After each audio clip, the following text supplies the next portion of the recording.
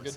Yep, still can just talk about limiting them to just 2 offensive rebounds without their quality Dang, really? rebounders. Yep. Talk about Um, that. Backside rebounding, send them off, and just how that went. yeah, I mean, I think that our like points of emphasis are rebounding, making sure that we control the boards. I didn't know that they only had two offensive rebounding or two offensive boards tonight. So, big credit to everyone on the court for getting the job done because that's really tough on a team that crashes very hard.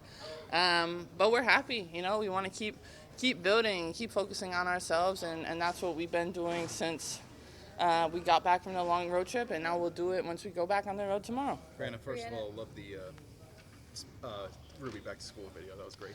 Yes, me too. I love her being back to school. But I'm sorry. The starting five together for the first time in quite a while. Yeah. Really good defensive start. What was the key to that, to rediscovering that defensive cohesion so quickly? Yeah, I mean, I don't think it's we lost it. I think we were just kind of waiting to have it back. So to be able to have our starting group back, it almost felt like a sense of calm, a sense of comfort a little bit, and just knowing that we're playing on a string. And also we have the mindset going into today that it's like, obviously we want to get the win. This is DC's last game. They're going to come out, try to finish with a W, but trying things, practicing things for the playoffs, seeing what works, what doesn't, and just building that confidence going forward.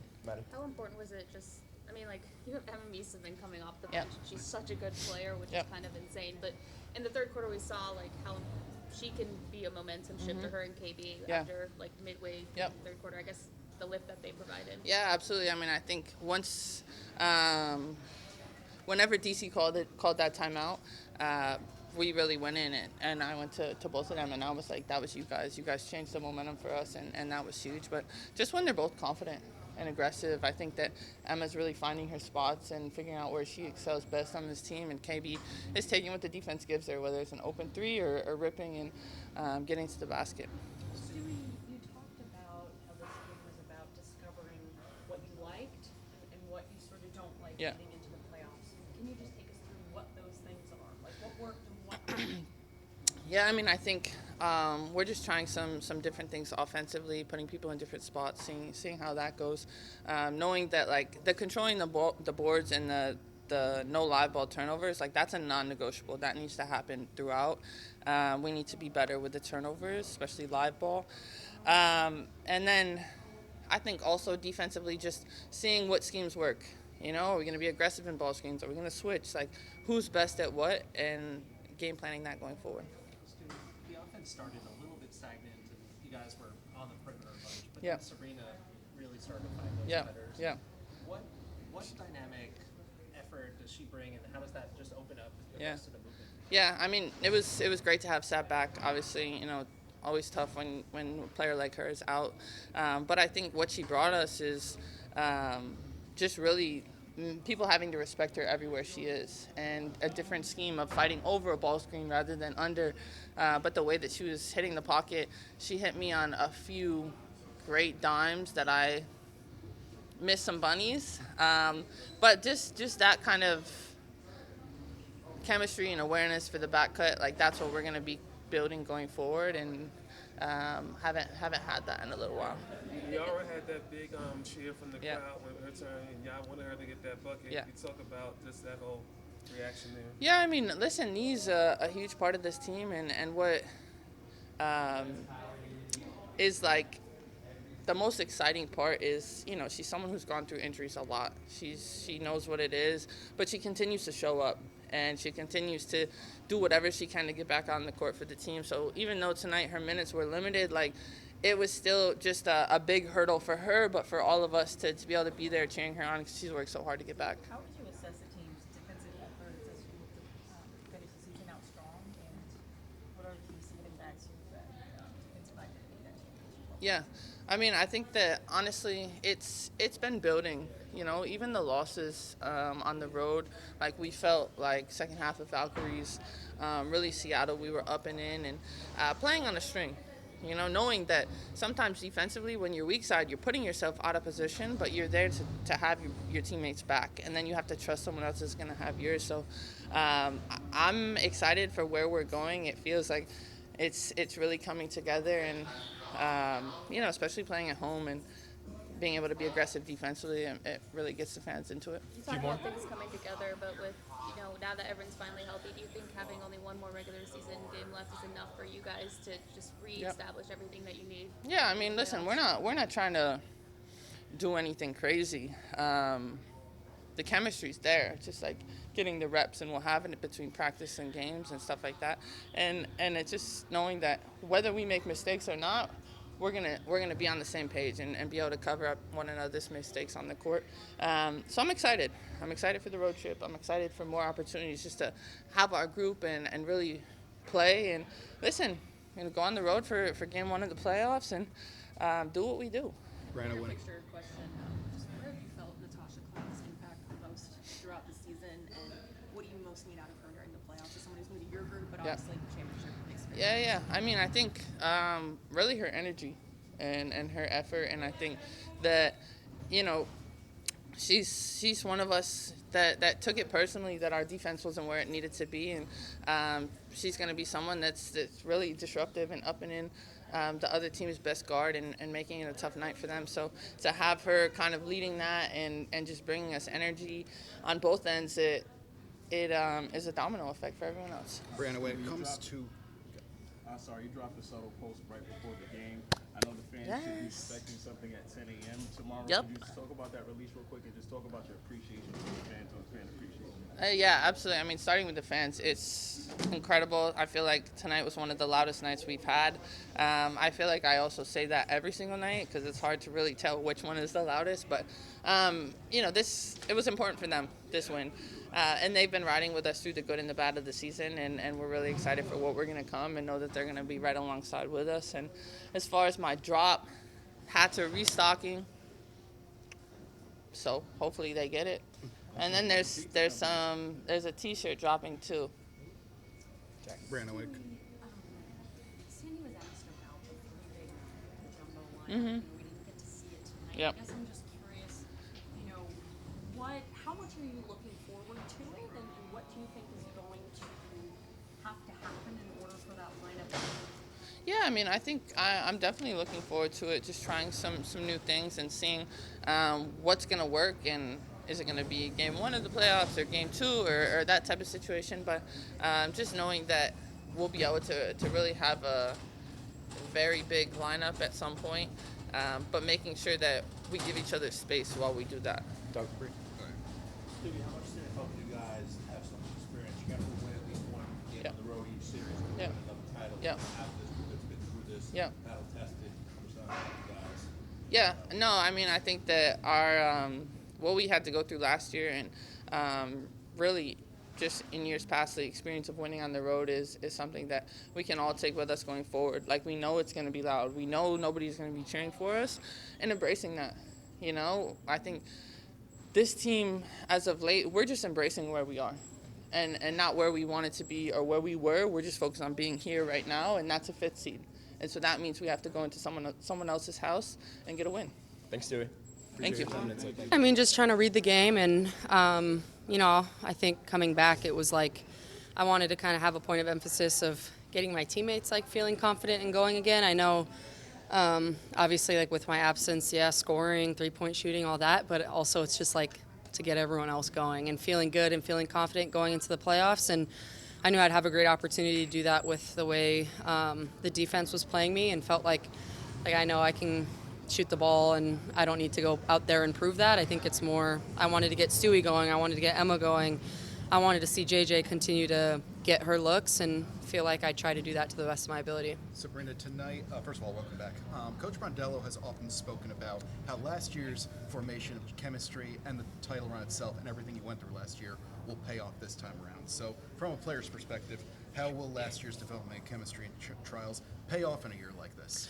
Yeah, I think it's understanding you're, kind of back with your core group and knowing what it takes to win and how hard it is, and also just knowing, once the playoffs come, it's a new season, and what you did in the regular season doesn't matter. It's just one game at a time, and survive in advance. And I think for us, knowing we went through it last year, we know what it takes to win on the road, at home, how hard it is, and, no one even talks about what happened in the regular season anymore.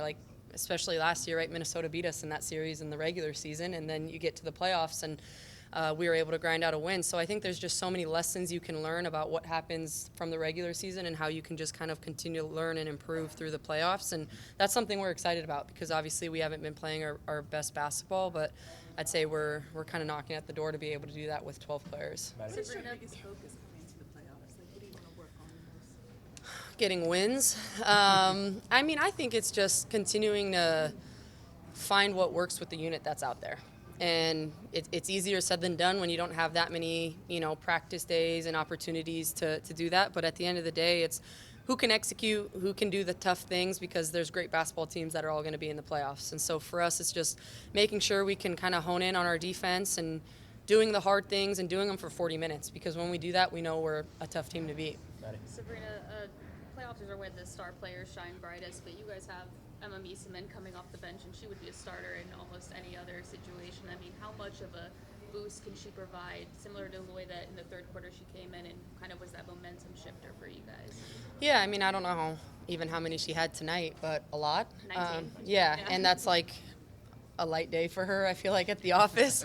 So it's huge. I mean, just knowing we have that lift off the bench, and also like she has the experience. Like she knows what it takes in this league. She's not really fazed by anything, and experience really helps, especially when you get into the playoffs, and especially for us kind of being a lower seed and having to go win on the road, and understanding like it's not easy, but also it's doable. Like so many teams have done it, and I think we're excited to kind of be able to tell that story. Sabrina, I'm just curious.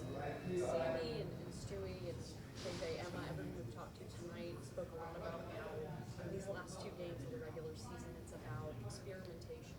So I just wanted to know from you, what do you think worked and what do you think maybe didn't? Yeah, I mean, we're just trying to continue to find plays and actions that not only work against the team that you're playing, but moving people in different positions and seeing kind of the counter actions to the action, right? Like everyone knows what you run at this point of the year.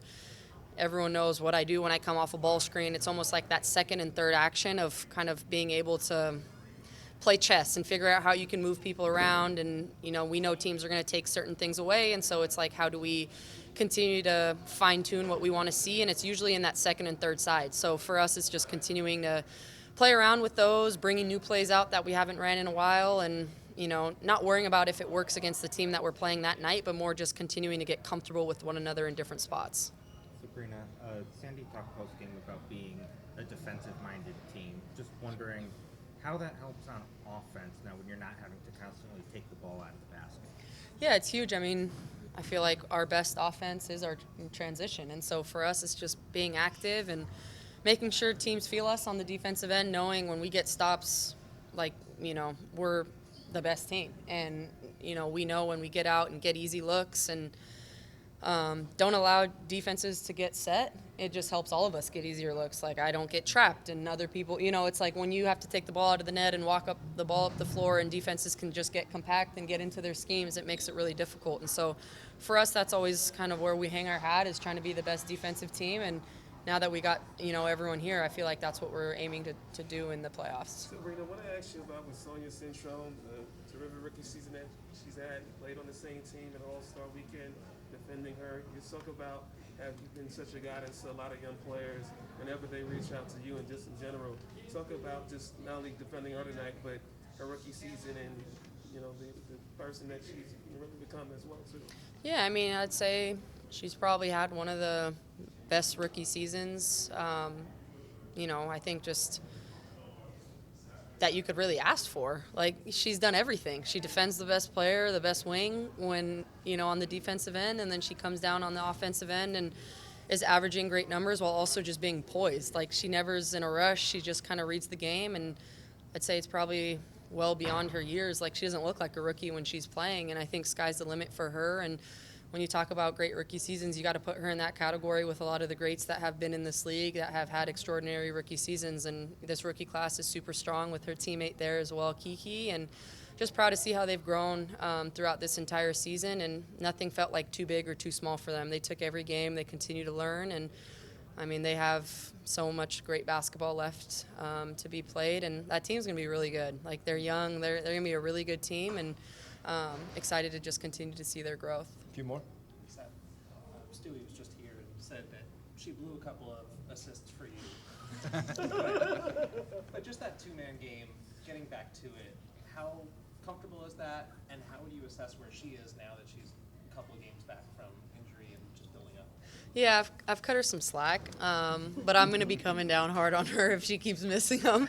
But no, I mean, it's been great. It's like you kind of pick up where you left off, and, you know, it's something I'm always looking for. She's a great cutter, and it's a way to get her easy looks, and it's a way to keep the defense honest. A lot of the times when they're not paying attention and, you know, it can get an easy one at the rim, she can get fouled or she can kind of just see the ball go in, and pride myself on trying to make her job as easy as I can and feel like I was able to do that tonight.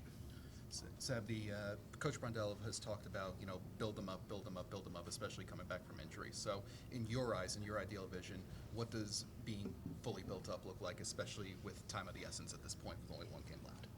Are you talking about me or the team? You. Or both. I'm built. I'm up. Perfect. I'm up. So how about the team? Yeah. I mean, I think with the team, it's especially with Niara, like, who hasn't been back for a while, you don't want to just throw her in the fire. And I think for us, she's kind of like a secret weapon. You know, she had key moments to where she won us Game 5 in the finals, and we knew we can rely on her. And that's something that we're going to continue to use through the playoffs, but we don't want to, you know, throw her in too quick. And, you know, she's been out for a while. And so for us, it's just continuing to build chemistry with the people coming back, fine-tuning what, you know, our lineups are going to look like, who's going to play how much, but also it's just staying ready. It's knowing, like, anytime your number's called, you got to be ready to go out there and do your job. And that's a big part of being a great teammate is we rely on them, and we've relied on them this whole year, our bench, to be able to come in and play big minutes with a lot of injuries. And, you know, we're excited to see how our depth continues to help us in the postseason. Sabrina, can you just speak about the inspiration behind the Mercurial Sabrina threes? I'm sorry if I said that wrong. And with it being Fan Appreciation Night, could you just talk about your appreciation for the fans? Yeah, the shoes, Sam Kerr has a cleat that is the exact same colorway. So it's been a pretty cool collaboration to be able to rep, like, her shoe on the basketball court while she does on the field. And number 20. So I just felt like it was right. But I feel like those are one of my favorites. Like, just the colors, they stand out, they're beautiful, and super excited to rep them.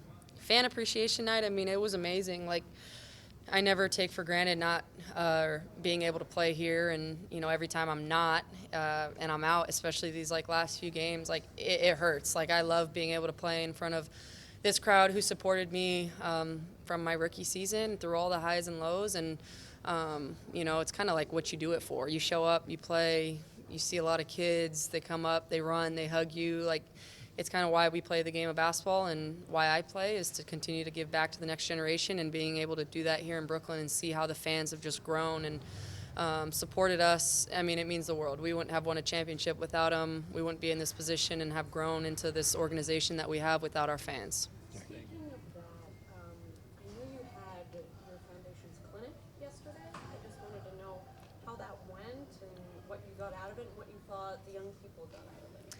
Yeah, I mean, always trying to find time to be able to give back in the community, and we had Dream School here. We're able to kind of have, you know, host a camp with about 50 kids to, you know, chartered buses, be able to bring them here. And then they were able to go to Foot Locker and had a $100 gift card to go buy some shoes and spoil them, and then they all came to the game. So it was really fun to just see kind of the smile on their faces. You know, obviously we're, like, in a busy season, but you're never too busy to be able to give back to the next generation. And so for me, it was a long day, but it was a well worth, you know, all the time that I spent here to be able to just kind of pave the way for those up and coming in this area. Thanks, Seb. Appreciate it. I think went into just you guys being more in sync defensively tonight. Honestly, I think it's just the accountability, and I think one of our meetings with Stewie started with the accountability of, like, man, it's just too soft. It's not good enough. It's not the elite standard that, you know, Liberty basketball plays, and we're not going to win this way. And so, you know, just being accountable to each other, and then recommitting to, we got to get the shit done on the defensive ends. Obviously, we have a lot of weapons in our locker room offensively. We're super versatile, but if we don't get stops, none of those points matter. Okay, I love y'all. Hi. Okay, let me send you this real quick. I'm sorry. Okay, bye. I need a media pause, y'all. I got sent for Uber. Uno momento. Okay, B, can you Yep, take I got this you. and you can answer got you. her. If you Yep. need to call her an Uber, you Yep. can.